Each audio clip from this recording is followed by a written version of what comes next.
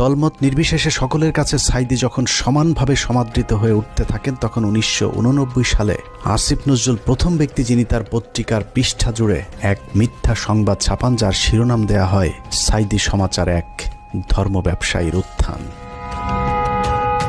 বিশাল সেই সংবাদের কয়েকটি লাইন পড়লে আসিফ নজরুল কত বড় মাপের একজন মিথ্যুক, প্রতারক এবং হলুদ সাংবাদিক ছিলেন সেটার কিঞ্চিত প্রমাণ পেয়ে যাবেন।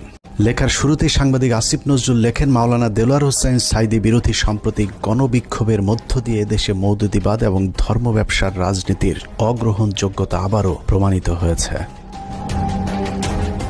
সিলেট, ঢাকা, চট্টগ্রাম সহ দেশের বিভিন্ন স্থানে জামাতের মঞ্চনায়ক সাইদীর বিরুদ্ধে স্বতঃস্ফূর্তভাবে জনমত গড়ে উঠেছে।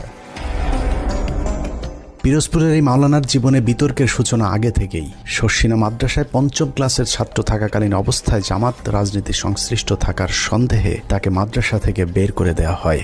তারপর তিনি লেখেন, শর্ষিনা মাদ্রাসার পর তিনি খুলনা আলিয়া মাদ্রাসায় ভর্তি হন। সে মাদ্রাসা থেকে তিনি কামেল পাশ আদৌ করেছেন কিনা এ নিয়ে দেশের আলেম সমাজের প্রচুর সন্দেহ রয়েছে। দেশের শতাধিক আলেম এ বিষয়ে সত্যতা প্রমাণের জন্য সাইদীর প্রতি একাধিকবার চ্যালেঞ্জ ছুড়ে দিলেও দেলোয়ার হোসেন সাইদী নাকি কখনোই সেই চ্যালেঞ্জ গ্রহণ করেননি। সাইদীর ইসলাম শিক্ষার পরিপূর্ণতা নিয়ে প্রশ্ন থাকলেও তার কণ্ঠ চটলতা এবং শ্রোতা আকর্ষণ ক্ষমতা বরাবরই দ্বিধাহীনভাবে স্বীকৃত। বিভিন্ন টকশোতে ব্যক্তিগত আক্রমণ করার বিরুদ্ধে সবক দেয়া আসিফ নজরুল তার সেই লেখায় দেলোয়ার হোসেন সাইদীকে চরমভাবে ব্যক্তিগতভাবে আক্রমণ করেছিলেন। তিনি লিখেছেন, বিভিন্ন সূত্রের দেয়া তথ্য অনুযায়ী স্বাধীনতা যুদ্ধের আগেই কণ্ঠ সম্পদকে অবলম্বন করে সাইদী পিরোজপুরের গড়ের হাটে সুর করে আতর, তসবিহ, ধর্মীয় পুস্তক বিক্রি করে জীবিকা নির্বাহ করতেন।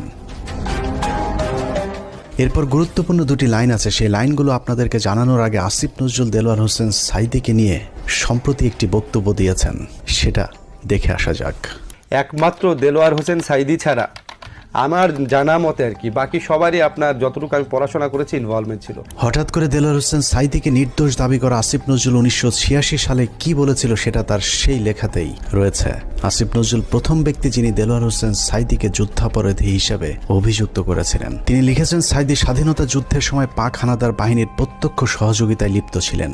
তিনি ধর্মের দোহাই দিয়ে গনিমতের মাল হিসাবে গড়েরহাট বন্দরের হিন্দু সম্প্রদায়ের বাড়িঘর লুট করেছেন এবং মদন নামে একজন হিন্দু ব্যবসায়ীর দোকান ঘর ভেঙে দিয়ে নিজের বাড়িতে নিয়ে গেছেন বলেও দাবি করেছেন আসিফ নজরুল। মুক্তিযুদ্ধের পর সাইদী দীর্ঘ সময় পালিয়ে থাকেন এবং 10 বছর পর নাকি নিজ গ্রামে আসেন। পুরো লেখার শুরু থেকে শেষ পর্যন্ত পুরোটাই সাইদী সম্পর্কে যা কিছু বলা হয়েছে সব ডাহা, মিথ্যা। আর এই হচ্ছে আসিফ নজরুলের সাংবাদিকতার নমুনা। আসিফ নজরুল নিজের খোলস পাল্টানোর